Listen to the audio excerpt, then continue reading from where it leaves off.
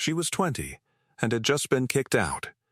Not sent off with a blessing and a little money, kicked out a door that shut behind her into a country that had already taken everything her family had. And with $1 silver, the last coin she owned, she bought a dead prospector's locked trunk at a sheriff's sale in the high desert of eastern Oregon. A battered iron-strapped box nobody in the room would bid on. The lid was locked and the key was gone. The man who had owned it had died, broke in a rented bed with 30 years of failure behind him.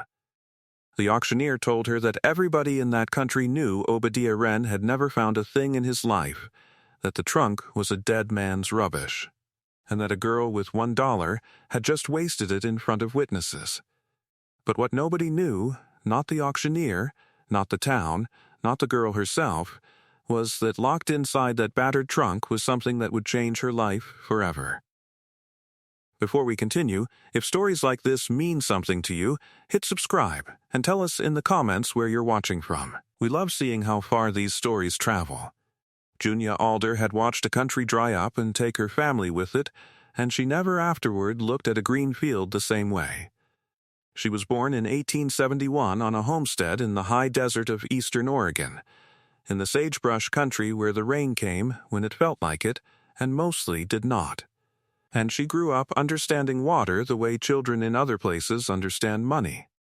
It was the only subject in that house: how much was in the cistern, whether the creek would run in August, whether the well was dropping. Her father had filed on 160 acres of good-looking ground in a wet year, the way thousands did, and had spent the next 15 years learning what everyone in that country learned eventually, that the land was not the asset.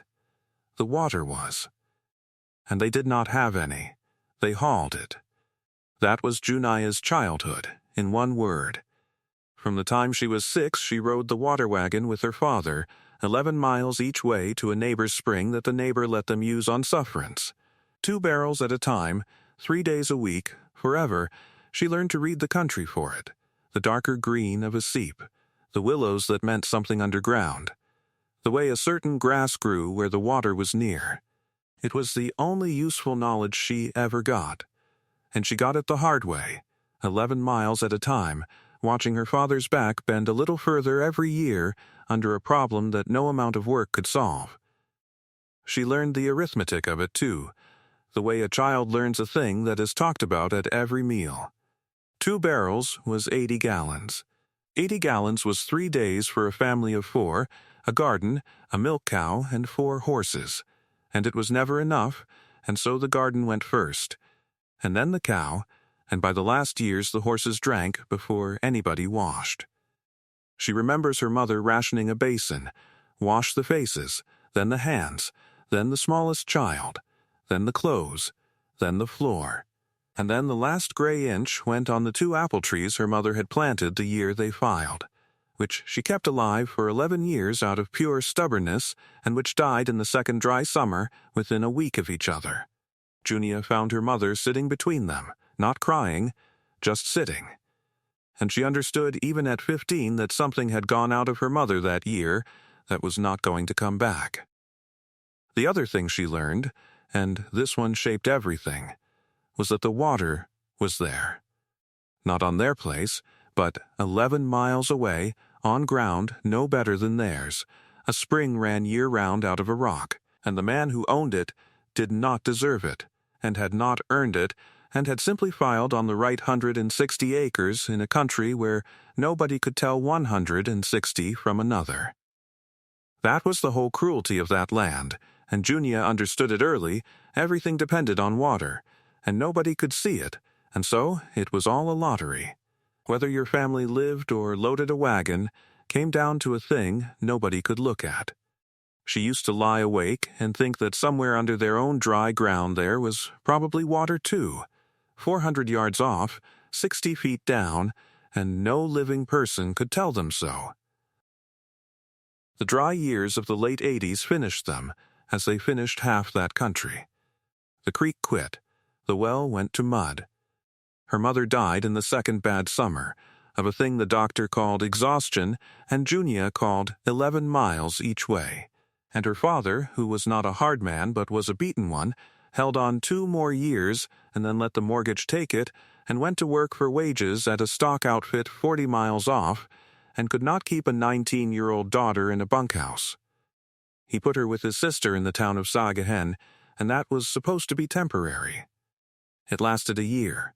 Her aunt had 4 children of her own and a husband who worked when he chose to, and a niece was an extra plate at a table that was already short.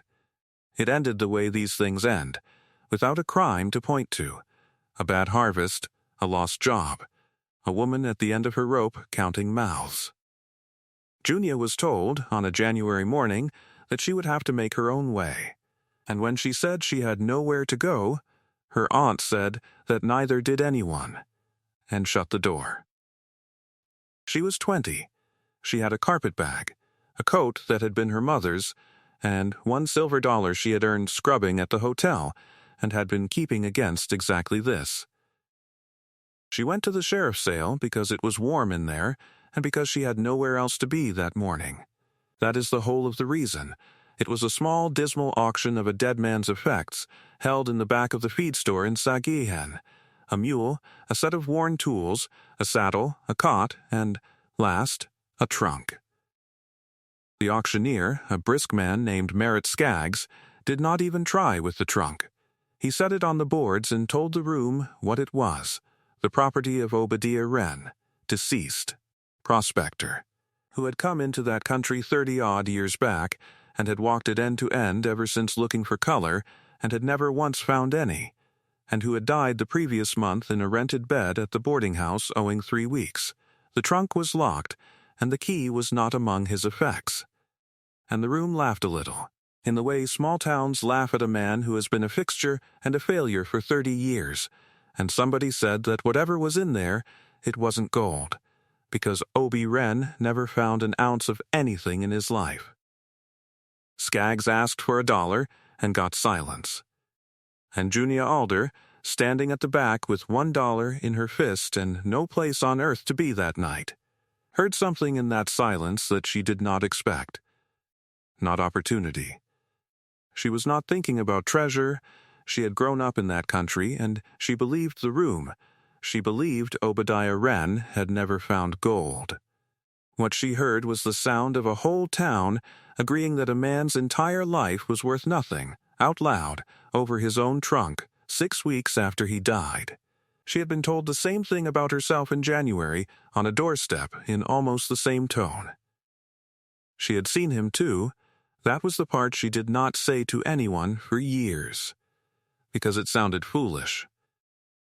She had seen Obadiah Renn 100 times without ever speaking to him, a thin old man with a satchel and a rock hammer, coming into Sagahen for supplies twice a season and going out again. Walking, always walking, in a country where every other man rode. The children of that town threw the word at him the way children do. She had heard grown men in the feed store make the same joke about him for years. The joke about Obie Renn finding his fortune any day now, and she had never once thought about it, because he was a fixture, like the water tower, and you do not think about the water tower. And now he was dead, and here was his trunk, and the room would not give $1 for it, and Junia Alder found that she was suddenly, unaccountably furious, not on his behalf exactly, but at the ease of it, the way a life could be summed up and dismissed by a room of people in about 4 seconds, which was exactly what had been done to her. She raised her hand and said $1. Merritt Skaggs looked at her and looked at the room, and had the decency to ask her twice if she meant it, and she said she did, and he took her silver $1 and made a note in his book and told her, not unkindly, that she'd just bought a locked box that a dead failure kept his socks in, and that she could collect it out back. She could not open it that day.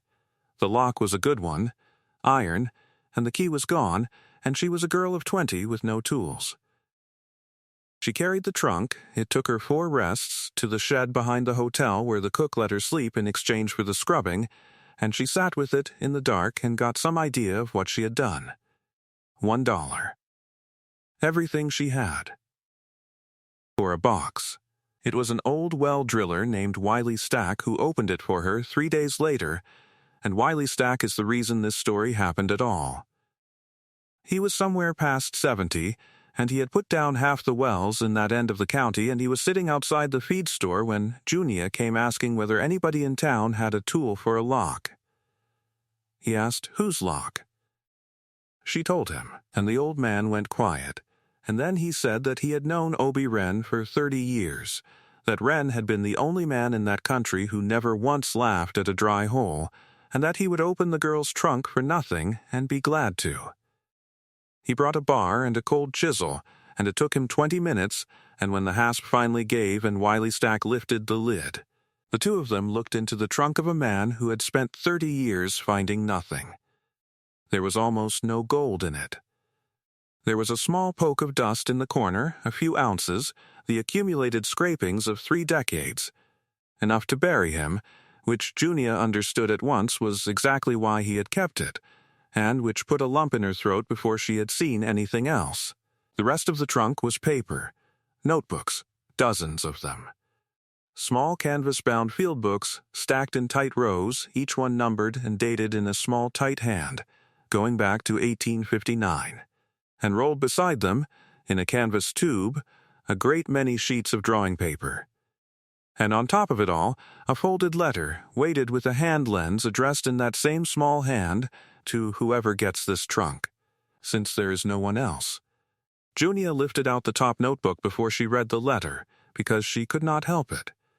It fell open in her hands to a page dated August 1874, and it was not what she expected at all, not the ravings of a man chasing color, but a page of the most patient observation she had ever seen, a paste bearing off a butte, a note on the rock, a small precise sketch of a draw, and a line at the bottom that read, "In that tight hand, seep runs to second week aug, dries, grass stays green 40 paces below, water not gone, only down. Water not gone, only down." She read that line 3 times, and something in her chest went strange, because she had been 6 years old and 11 miles from a spring when this man was writing it, and it was the exact thing she had lain awake thinking about her own family's dry ground. Junia Alder sat down on the shed floor and read the letter, and old Wiley Stack sat down on an upturned bucket and listened. "If you are reading this," it began, "then I am dead, and my things have been sold, and I would guess they did not fetch much. That is all right. I want to explain what is in this trunk before you throw it out, because it looks like nothing, and it is not nothing. And if you throw it out, then 30 years goes in the stove, and I would rather it did not. My name is Obadiah Renn, and everyone in this country will tell you I am a failure, and by the measure they are using, they are right. I came out here in 1859 to find gold, and I never found any worth the name. I have been 30 years at it. I am not bitter about it, and I do not want you to feel sorry for me, because somewhere around the 10th year I stopped looking for gold, and I never told anybody, and I have been doing something else ever since. Here is what happened," he wrote. "A prospector walks. That is the whole trade. You walk the country, every draw and rim and dry wash, year after year, and you look at the ground closer than any other living soul ever will. And in about my 10th year out here, I understood that I was walking over the same thing again and again and not seeing it, because I had my eyes trained for color and the country was trying to show me something else. Water. I have found water," he wrote, "everywhere in this country. Not creeks, anybody can find a creek. Seeps, springs that run 3 weeks in the spring and then hide. Places where the rock lies in such a way that it holds and can be reached. Old channels under the sage where a well would come in at 40 feet, when a well a quarter mile off would go dry at 200. I have found hundreds of them. And I began writing them down, and then I began mapping them, and I have not stopped for 20 years. He explained the system, and it was the system of a meticulous man with nothing else to do. The numbered field books held the raw record, the date, the location by pace, distance, and compass bearing off known landmarks, the character of the rock, the depth he judged water to lie. the flow he had measured in a season, and out of it, the plants growing, the tracks of animals that came there. And the rolled sheets were what he had made of it, a set of hand-drawn maps of every township he had walked, an area, Junia later worked out, the size of a small state, with every seep and spring and buried channel marked and cross-referenced to the notebooks by number. "Nobody knows this is here," he wrote. "I have tried to tell people, twice, and both times I saw what they saw, which was old Obie Renn who never found anything wanting to talk about his notebooks, and I could not stand it a third time, so I stopped trying. And then the part that Junia Alder would carry the rest of her life. I have watched families dry out and go," he wrote, "for 30 years. I have stood on a rim and watched a man load a wagon and take his wife and his children off a place he broke with his own hands, because his well went dry, and I have known, with the book in my pocket, that there was water on his own ground, 400 yards from his house, at 60 feet, in a channel he could not see, and I could. And I did not always tell him. I want to set that down honestly.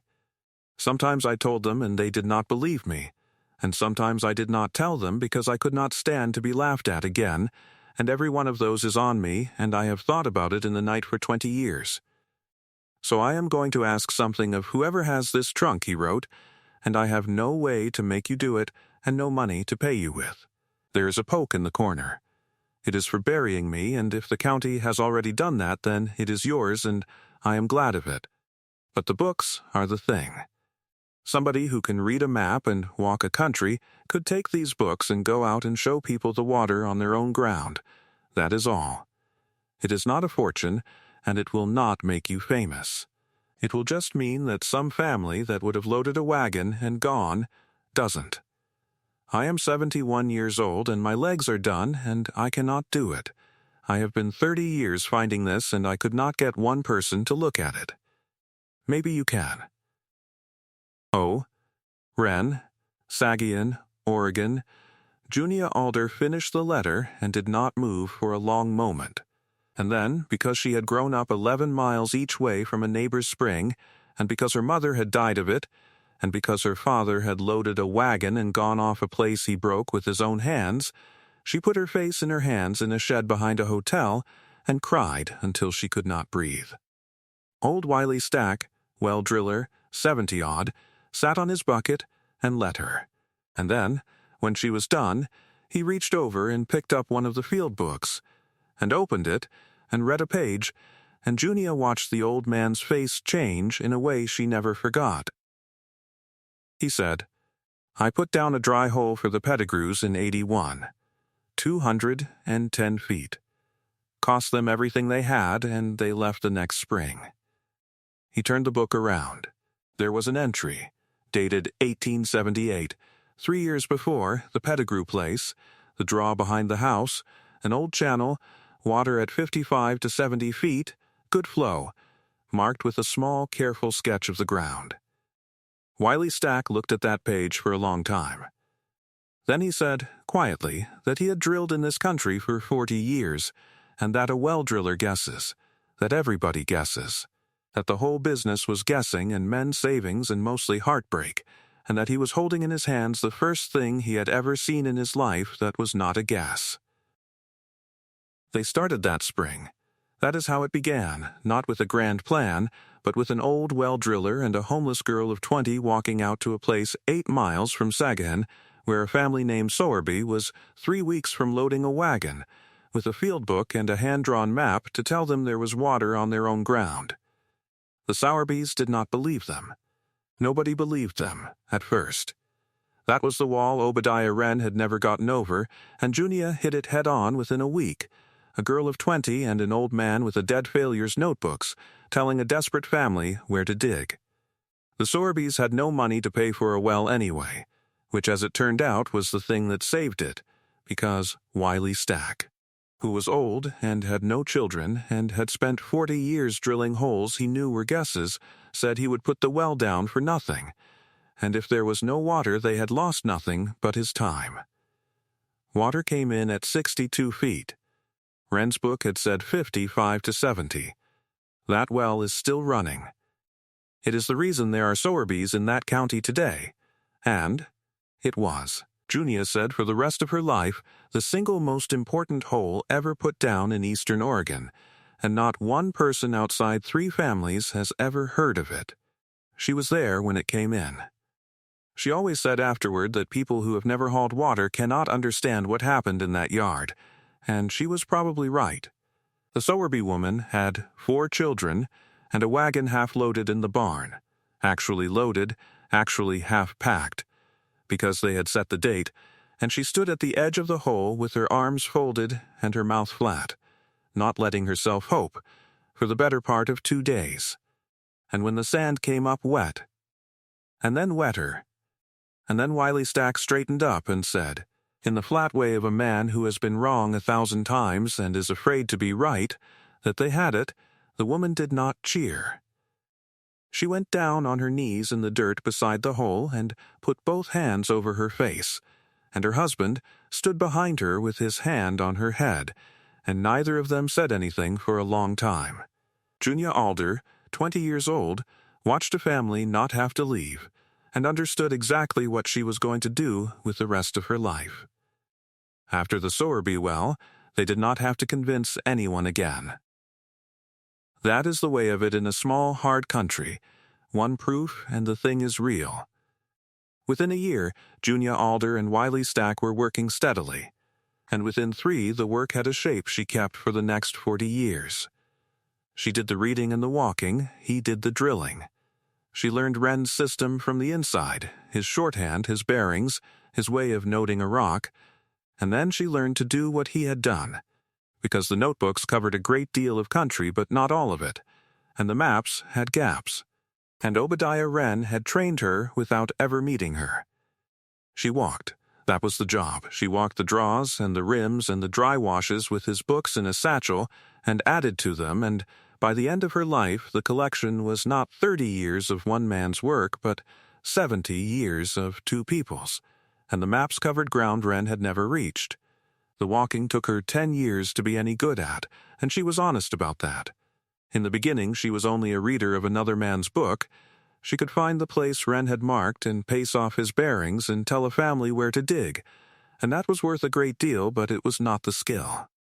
The skill was standing in country nobody had ever written down and knowing. It came slowly, and then, all at once, the way these things do, the 5th year, on a rim above a draw that Renn had never walked, she looked at a stand of ryegrass and the set of the rock below it, and heard herself say, out loud, to nobody, 60 feet, maybe less. And 6 weeks later Wiley Stack brought in a well there at 58, and Junia sat down on a rock and laughed until she had to wipe her eyes, because a dead man she had never met had just finished teaching her a trade from inside a trunk. She kept his numbering. That mattered to her more than it probably should have. Her own field books picked up where his left off, book 41, in her hand, dated 1896, and she never started a new series, so that the whole 70 years reads as one continuous record by 2 people, and you have to look at the handwriting to see where one life ended and the other took it up. What it meant on the ground was families staying. That is the whole of it, and it does not sound like much until you count. Junia kept a tally in the back of the last notebook. She was Renn's student in that as in everything, and when she died the number of wells put down on his information, or on hers, was 341. She did not count the wells. She counted the families that did not load a wagon. They took payment when there was any, which was rarely. More often they took a share of a hay crop, or nothing, or a meal. She was never rich. She never wanted to be, and she said, when people asked, that a person who grew up hauling water 11 miles has a different idea of what wealth looks like, and hers was a running well on a place that was about to be abandoned. Wiley Stack worked with her for 19 years and never charged a family that could not pay, and when he died at 91 she put the money she had into a proper stone for him, and had them cut on it the only epitaph she thought he would have tolerated. He stopped guessing, and she did one other thing, which she considered the most important of all and which took her 20 years. She made them believe Obadiah Renn. She started small and petty. If she was honest, she could not bear the way that town said his name. She began by telling every family they helped whose books these were, and correcting anyone who called him Old Obi, who never found anything. Then she began to write it down properly. An account of his method, his 30 years, the tally of what his work had done, and she got it printed at her own expense in a pamphlet, and later, when she was old and had a little standing, in a state agricultural bulletin that went out to every county in Oregon.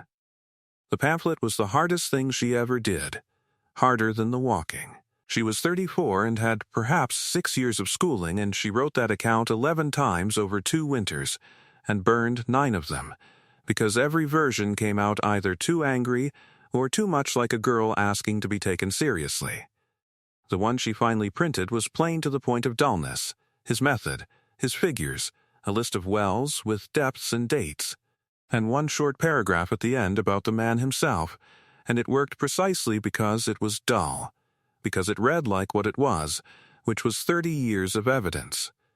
By the time Junia Alder was 60, the phrase people used in that country was not Old Obi Renn.